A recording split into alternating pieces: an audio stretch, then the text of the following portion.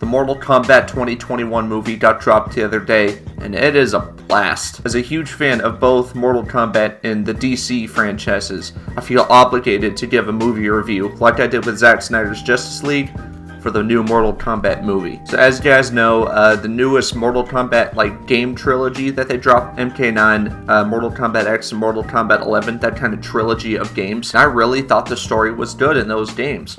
And so I didn't know what they were going to do for this movie, if they were going to base it off this trilogy or if they were going to kind of do their own thing. And I must say, the story itself isn't as good as the games, but it still had its own unique twist to it, which I can appreciate. So basically the movie is about this guy that no one's ever heard of. His name is Cole Young. He's an MMA fighter. I don't know if he appeared in games like the 90s or whatever, but I had never heard of this guy going into this movie, and I didn't know what to expect. To be honest, when I first heard about this Cole Young guy, I was not sure. I was like, do they really need to be bringing this no-name character into this movie? But when I saw this movie, I was really surprised at how good this character was. Louis Tan plays Cole Young in this movie, and he actually does a really good job. I thought he was going to be just this stale character, just there for hey. But no, he had actual depth behind him. He had a drive to keep going. He had a family which he needed to protect, so that's why he kind of did this whole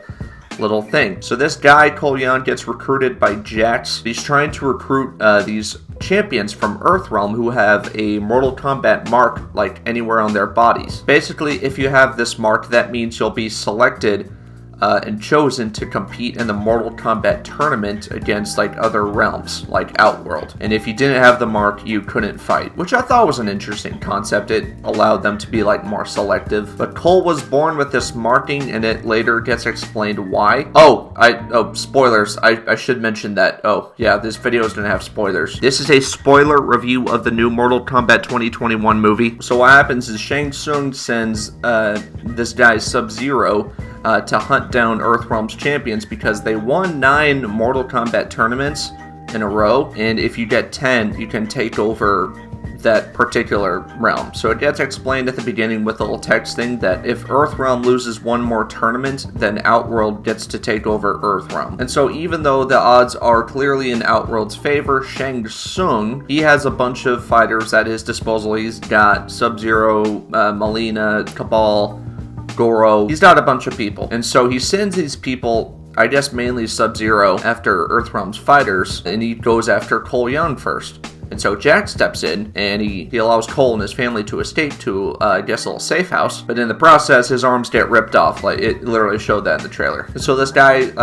Cole, meets up with Sonya and Kano, who she's keeping hostage at her little rinky-dink house she's got in the junkyard or whatever. So the three of them go to Raiden's temple, which actually takes place in the desert. I didn't really like that part. But they find this temple, which I guess no one is supposed to know about, even though everybody knows about, which is a little inconsistent, and I'll talk about that later. But they meet up with Raiden, Liu Kang, and Kung Lao, and there they get trained at Raiden's temple on this little sandy battleground where they have to unlock their Arcana. Basically, their Arcana is their secret power bestowed upon them because they have the Mortal Kombat mark, the dragon mark, the logo. And so they train to no avail. They can't quite get it because they don't know what drives them. Now, obviously, Sonya does not have the mark, and so she can't train. But Kano and Cole do. So they're trying to work on their stuff. Jax is there healing because they got him and they got the little metal arm things. And so they're still training. Cabal finds Kano. Kano betrays them because, I don't know, the Outworld fighters were able to find them, and they had all split up, fight and kill them, do fatalities, and they saved the day. That's basically how the movie goes. So I'm going to do kind of the same categories I did for Zack Snyder's Justice League, and I'm just going to kind of divide these up into little segments of like what I liked about the movie, what I didn't like about the movie, just different categories for particular things about the movie I liked or didn't like. Cinematography, great. I usually don't have a problem with the cinematography in most movies nowadays. I think they do a really good job. Story, like I said, not as good as the games. I guess for people not really familiar with Mortal Kombat, that doesn't really matter. If anything, I feel like that would make it more confusing. So the story was kind of generic, but I didn't have a problem with that. Characters I really liked, except for Raiden. You guys know that in the games, Raiden is my favorite character. He is just so cool, and I love Raiden. and I hated him in this movie, and it is such a shame. There's just a lot of inconsistencies with what went down, and most of them involved Raiden. So basically, Raiden didn't do jack squat in this movie because the Elder Gods told him to not get involved with like Earthrealm and Outworld conflicts. That's the word. Raiden explains that yes, it's his job to protect Earthrealm, but he can't do anything to defend Earthrealm from opposing realms, which I thought was kind of weird. I think it was because that Raiden was too powerful and they didn't want him to show his power too much, so I can kind of respect that in a way because Raiden is an absolute goat. But still, I wanted to see him in action, and we never got that with Raiden, unfortunately. Hopefully in the sequel we'll get to see Raiden kick some butt, but for now we didn't see any of that, which is disappointing because I love Raiden. Just in this movie, he just did not go hard at all. He didn't even really fight anybody, which is disappointing. And at the beginning of the movie, I got some problems with that too. Let me just clear up action and fatalities. I guess flawless. The action was great. The fatalities that they brought in this game, I did not expect to see actual fatalities in this movie. They showed Kung Lao's one of his fatalities from Mortal Kombat X, which was awesome. That's one of the best fatalities in Mortal Kombat X, and I'm so glad that they brought it back for this movie. Jax came in with the head smash thing. I thought that was awesome. Sonya just kind of did a little blast thing. And I'll get back to Sonya here in a moment. So there was a lot of blood and gore in this movie, and I lived for it. I thought it was awesome. But at the beginning of the movie, I gotta say, after Scorpion whooped butt against most of the Lin Kuei, so basically what happened at the very beginning was it's like the 1600s, and Hanzo Hasashi, Scorpion, but not at the time yet. He was with his family in the Shirai Ryu, I can never pronounce that, and the Lin Kuei just show up out of nowhere and just start murking everybody. And by everybody, I mean the total of 3 people that live there, which I guess consists of the entire Shirai Ryu. We didn't see anyone else. So basically, the Lin Kuei coming out of nowhere after some cheats. But Scorpion, or I guess Hanzo, I should call him Hanzo this movie. Hanzo comes in, and I freaking loved Hanzo Hasashi. The guy who played him did a fantastic job, and I loved his character. Hanzo came in, whooped some Lin Kuei cheeks, but unfortunately, Sub-Zero, who was Bi-Han in this movie, was able to kill his wife and son, which I guess me knowing a lot about Mortal Kombat, I knew that would happen. Which leads me to another thing that I didn't really like. I didn't like that they made Sub-Zero a villain. Or I guess the Lin Kuei in general. I really liked the Lin Kuei in the games. They're like this neutral clan that doesn't really want any problems, but just in this movie, they made him evil for no reason. I'm more familiar with Kuai Liang, which is the younger brother of Bi-Han. Bi-Han is the one that's in this movie. Kuai Liang's not in this movie. So I don't know if Bi-Han was a bad guy in the games, but he was in this movie, which I didn't really like. And also Sub-Zero's design. I didn't really like that either. Literally, when they showed Sub-Zero's costume for the first time, I thought it was Scorpion.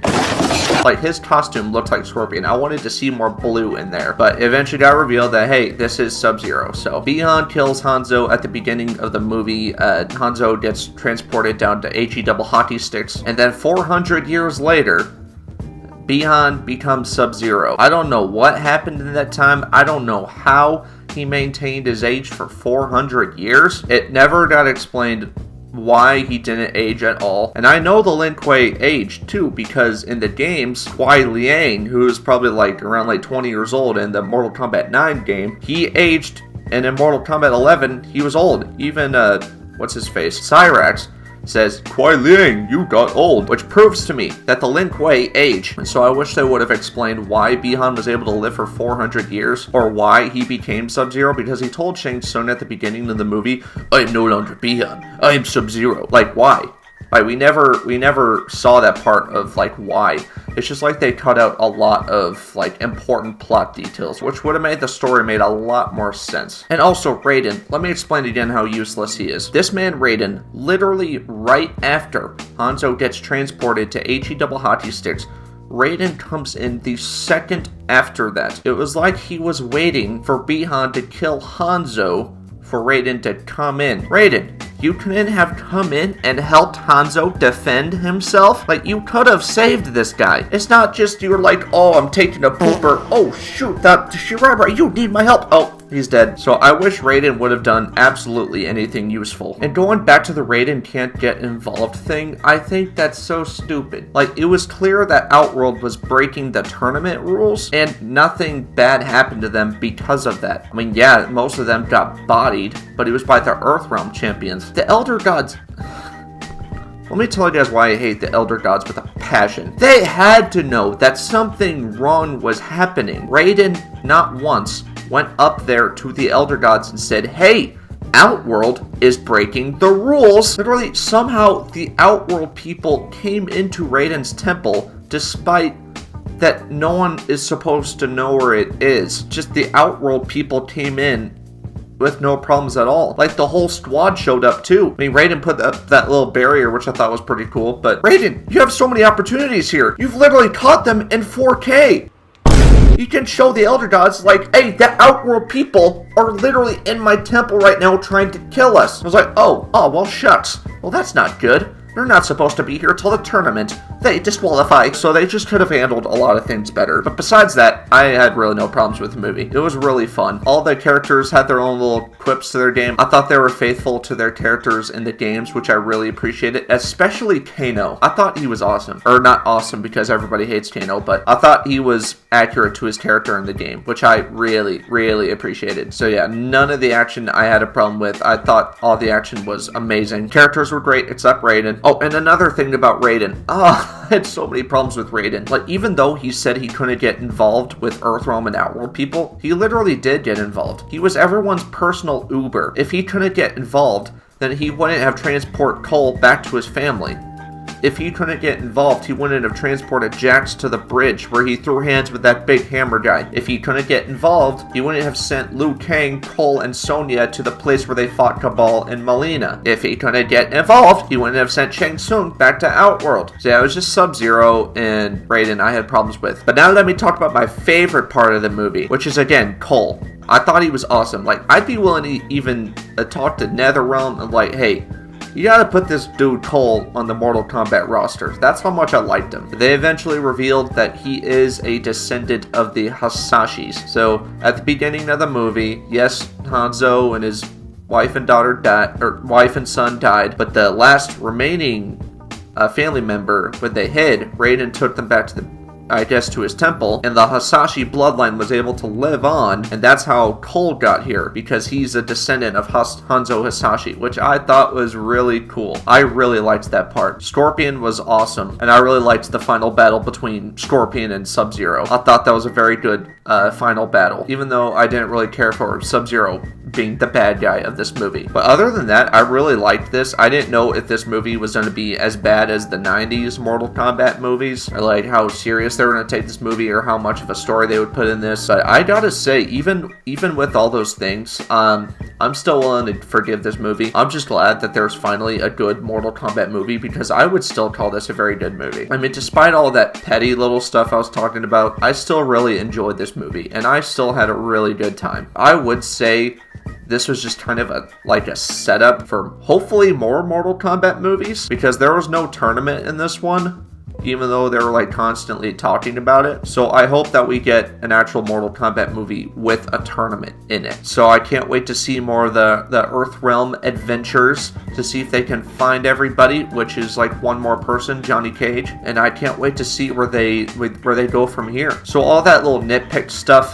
that I said, it wasn't that big of a deal. It was just little things that I didn't really enjoy. Hopefully Kuai Liang comes from the Lin Kuei like, hey, what the Lin Kuei did was wrong. My bad, Hanzo. We won't let it happen again. And one last thing before I give my score for this movie. The Lin Kuei's attack at the beginning seemed kind of random, because Bi-Han was talking about for the Lin Kuei or whatever. I mean, were you not for the Lin Kuei yesterday? Like, you guys just kind of attacked for no reason. Like, did they need to get their sponsor from Raid Shadow Legends before killing Hanzo's family? That was just kind of the last thing. Positives, I loved the fighting action. It was so fun. It never dragged on. It was really fast-paced. They probably could have put a lot more in here, like backstories or whatever for like some of the characters, because those didn't get explained. But I'm willing to forgive that, because it might get explained in later movies. So at the same time, I don't want them to rush that. So I can appreciate why they didn't do that and just kind of focused on Cole more. But I'm just hoping that they'll focus on like the characters from the games in future installments, if there will be any. So that's it for me. Just some nitpicks in a generally really good time. A 7.5 for me would generally be like a mediocre movie. And once again, the story isn't as good as the games, but I still had a really, really fun time. So if you're a fan of action movies, you're gonna like this movie. It doesn't really matter if you're a fan of Mortal Kombat or not. I feel like you're gonna like the pacing of this movie. You're gonna like the characters. You're gonna like the action. You're really gonna like the action. That's easily the best part of this movie, which it should be. It's Mortal Kombat. And so for that, I'm giving it an 8.2. It's better than a freaking pretty good movie, but I wouldn't call it great. But I give it an 8.2 because I got faith in future installments, and I'm kind of biased towards Mortal Kombat, if I'm being honest. That was just kind of some nitpicky stuff, which I can excuse. If I watch it again, not thinking about those little things, then I can just go back in here, just having a really good time. Anyone over the legal age of 17 will enjoy this movie. Once again, I'm legally required to say that. And that's gonna be it for this review. So everyone, thank you for watching. I would highly recommend this movie. It's in theaters and on HBO Max if you want to check it out. So everyone, if you enjoyed this video, make sure you guys smash like and subscribe to join the herd. Become a VIP herd member today. And I will see you guys in the next video.